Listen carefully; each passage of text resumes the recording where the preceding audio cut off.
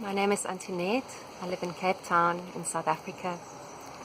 I came across Guy's work last year. The word for family constellations, shamanic constellations, really tickled me inside somehow, and I felt I needed to work with my family lineage and my own happiness. I came for a constellation with a group firstly, and what came from that was quite spectacular.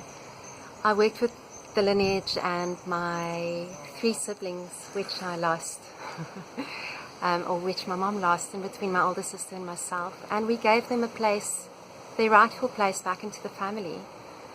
We acknowledged them, and I feel that we've embraced them back into my heart and back into the family line. It feels to me like it's given me a sense of freedom, and that it's brought a sense of healing into the family.